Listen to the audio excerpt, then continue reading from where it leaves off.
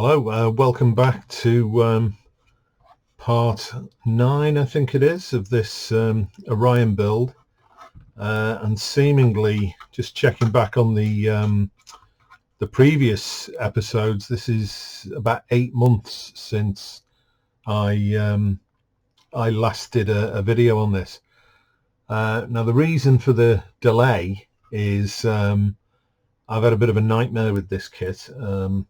It was all going well, and then I glued the two halves of the fuselage together, and it seems that Moebius decided that they were going to have a sort of a seam running the full length of the top to look like a panel line, which when you look at the actual miniature isn't really there.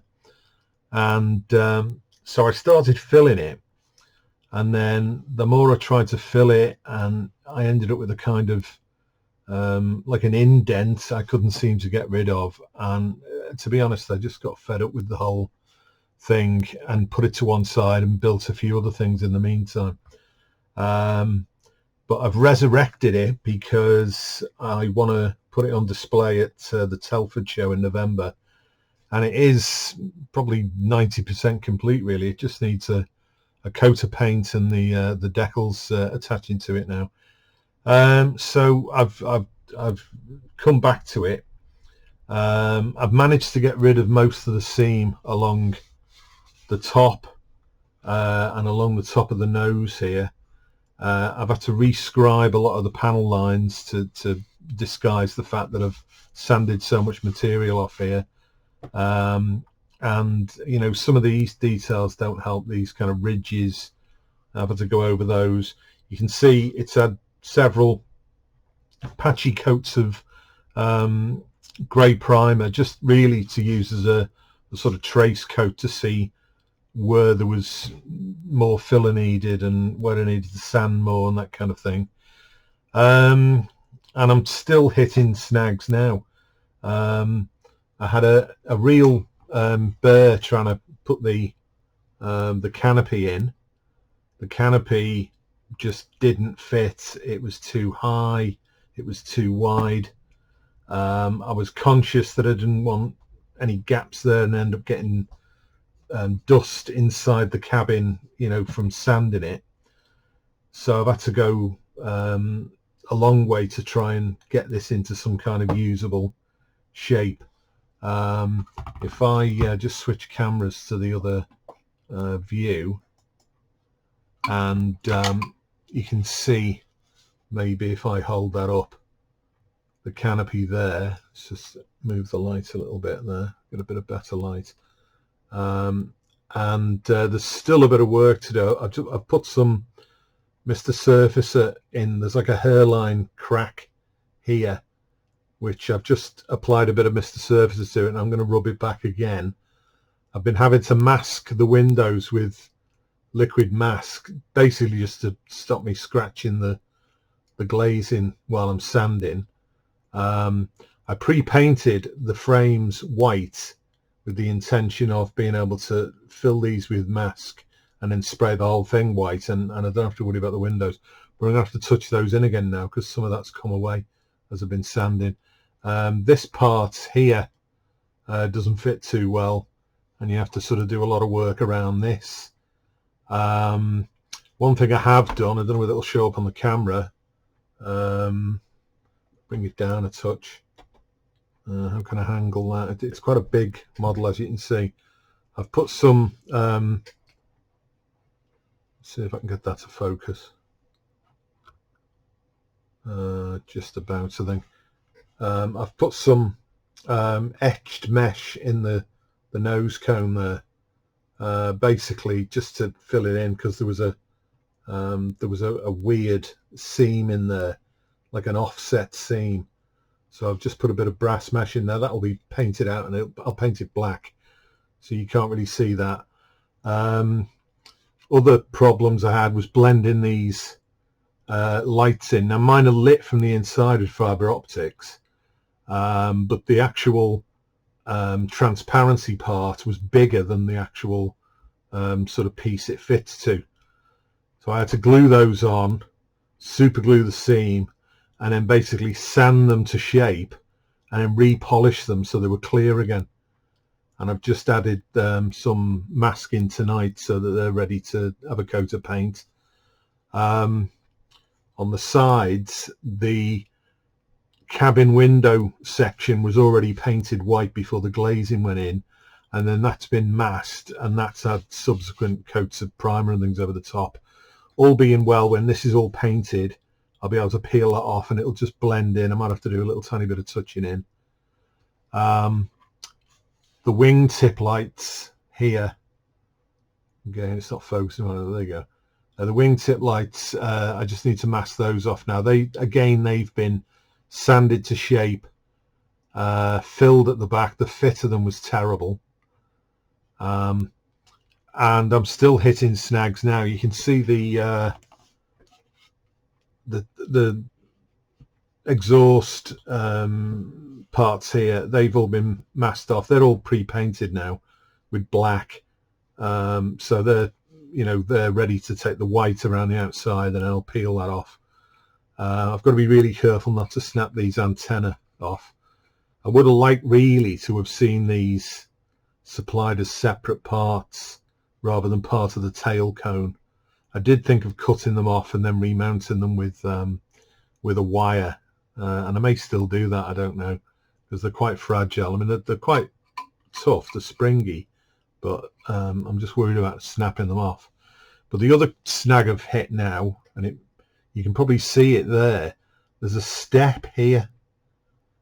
Now on the other side, it's not there. It's smooth, and it comes round here, and this is a slightly different diameter to this, and it's nothing that I've done in terms of, sanding any of this down, because this hasn't been touched. This ribbed section here, that's where the logo goes, obviously, for the Pan Am. But there's a distinct step there, it's about 1 millimeter deep, and there's nothing on the other side.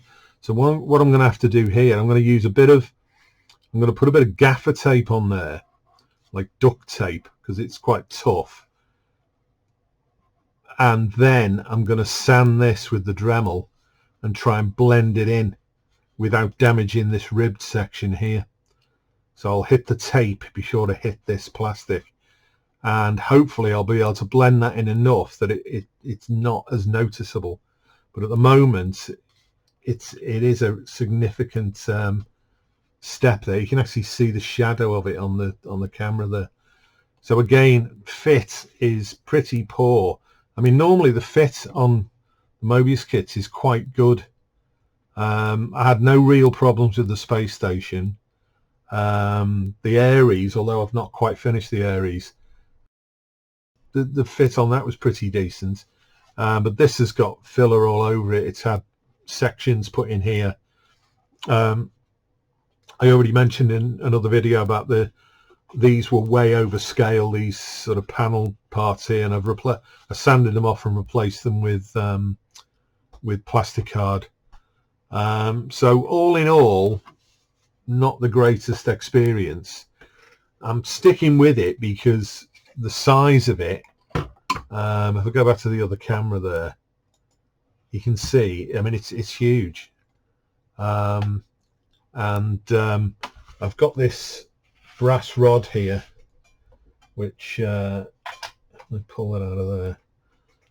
For strength, it's telescoping at the moment. It's not glued together, but I'm going to plant these pieces of brass rod, or one piece inside it, and then the rest of these are going to be glued together to make a really stiff rod with the wire running down for the lights into the base, and this will be mounted inside, and it should be pretty solid, and the whole thing, it's got a hole in the bottom there where the wires are coming out, but the hole is canted at an angle so that this will be sort of kind of mounted on its base, sort of banking like that, so it just adds a little bit of movement to it. So I just thought, this video does a little update, so you know that it is proceeding finally. I'm quite looking forward to painting it because that's going to be the easiest thing of the lot, to be honest. I'll probably use a little bit of blue tack or foam in these intakes here. These have all been painted black on the inside, so I'll just stuff something in there so that when it's sprayed I don't have to then retouch them with a brush inside of us. Just pull the mask out. In terms of the painting, I've got various sets of decals for this. Now the original set I got was from let me have a look. So there's the let's switch to the other camera.